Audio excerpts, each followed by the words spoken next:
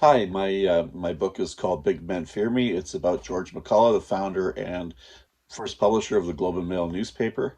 And I'm going to start with the introduction because I want to introduce McCullough to a world that really is unlikely to have ever heard of him. So this is called The Forgotten Man.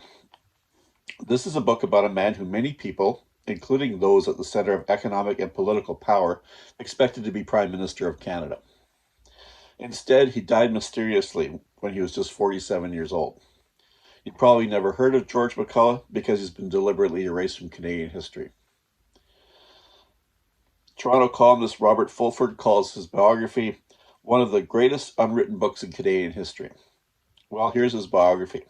It will be up to you to decide whether it's great. So, who was George McCullough and why should you care about him? George McCullough was a media rock star. He was the most powerful and dynamic man in Canadian publishing. He was also a giant in the nation's sports world. He was co-owner of the Toronto Maple Leafs and the Toronto Argonauts and had one of the best horse racing stables in Canada.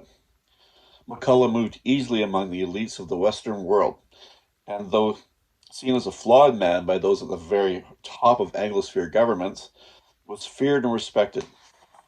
A poor boy from London, Ontario, who dropped out of school in grade 9, McCullough founded the Globe and Mail in the depths of the Great Depression when he was just 31 years old.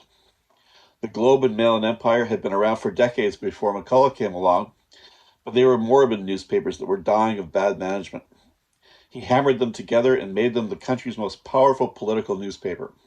And he deliberately gave the paper its strange name because its initials were, and still are, GM, the same as his own.